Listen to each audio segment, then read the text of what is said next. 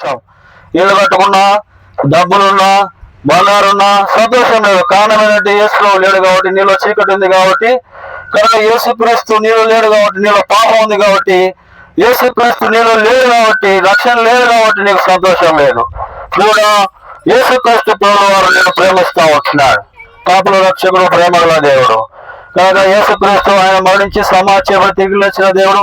యేసుక్రీస్తు ప్రభువు వారు నీవు చేసిన పాపాన్ని బట్టి యేసుక్రీస్తు తన తల మీద ముళ్ళకిరీటం పెట్టించుకున్నాడు. కాళ్ళలో మేకులు, చేతుల్లో మేకులు, తల మీద ముళ్ళకిరీటం, పక్కన బల్లెపోటు, మరి వీపంతా కూడా దెబ్బలు. కనుక నీవు చేసిన పాపము, మానవుడు చేసిన పాపం, మానవ హృదయంలో చీకటి ఉంటున్నది. చీకటి అనగా పాపం ఉంటున్నది. అందుకే నెమ్మది లేదు, సంతోషం లేదు, సమాధానం లేదు.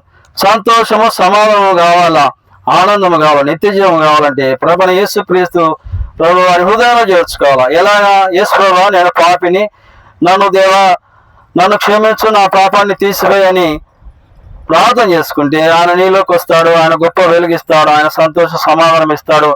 ఈ లోకములో ఆనందం ఇస్తాడు. ఇల్లు లేకపోయినా, తర్వాత ఏమి లేకపోయినా, బంగారు లేకపోయినా, డబ్బు లేకపోయినా, ఇల్లు లేకపోయినా, యేసుక్రీస్తు మన హృదయంలోకి వచ్చిన తర్వాత ఇంకా ఎక్కడ ఉన్నా ఆనందమే, ఎవరిలో ఉన్నా ఆనందమే. కనుక సహోదరుడా, సహోదరి, యేసుక్రీస్తు నన్ను ప్రేమిస్తా ఉన్నాడు. ఆయన కుల, మత, జాతి, రంగు భేదం లేనివాడు. అందుకే యేసుక్రీస్తు ప్రభువు వారు 14వ అధ్యాయం సువార్త 6వ వచనంలో యేసు చెప్పాను, నేనే మార్గము, సత్యము, జీవమును, నా ద్వారా తప్ప ఎవడును పరలోక రాజ్యంలో చేరలేడని వాక్యం ఉంటున్నది. కనుక యేసుక్రీస్తు ఒక మార్గం. ఎక్కడికి మార్గం? అయినా పరలోకానికి, స్వర్గానికి మార్గం. కనుక నా ద్వారానే తప్ప అంటున్నాడు. కనుక యేసుక్రీస్తు ద్వారానే పరలోకానికి పోవాలి. కాబట్టి యేసుక్రీస్తుని అంగీకరించిన వారందరికీ మరణం ఉండదు. అరే చాలా ఆశ్చర్యమే కదా. మానవులు కొంతకాలం ఉంటారు, చనిపోతారు. కానీ యేసుక్రీస్తు నమ్మలకు మరణం లేదు. ఇక్కడ ఒకవేళ మరణించిన తర్వాత పరలోకములో ఆయనతో కూడా జీవ వెలుగు కలిగి ఉంటారు. ఒకవేళ యేసుక్రీస్తు నమ్మకకుండా చనిపోతే నరకానికి పోతారు. యేసుక్రీస్తు నమ్ముకుంటే స్వర్గానికి పోతారు. కనుక చెప్తున్న మాటలు యేసుక్రీస్తు మాటలే, పరలోక సంగతులే. చిన్నపిల్లలారా, యవనస్తులారా, యేసుక్రీస్తుని చేసుకొని మీ కొరకు ప్రార్థన చేస్తాం. మా ప్రేమించండి. ఈ పాల స్తోత్రము చెల్లిస్తూ ఉంటున్నాం. ఇక్కడ పిల్లలు కొన్ని మాటలు వింటూ వచ్చారు. ఈ కుటుంబాలను దీవించండి. దేవ ఎక్కడో వచ్చారు, ఇక్కడ వాళ్ళు ల్యాండ్ అయ్యి దేవ ఇక్కడ వాక్యం వింటున్నారు.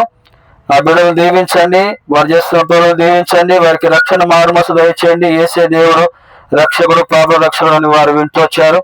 సమాధానకర్త, సంతోషము ఇచ్చేవాడని వారు వింటూ వచ్చారు.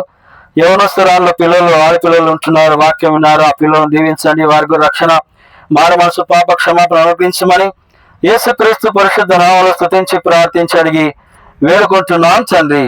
బోలో కుల యేసు మసీకి, రాజురాజు ప్రభువైన యేసుక్రీస్తుకి హల్లెలూయా.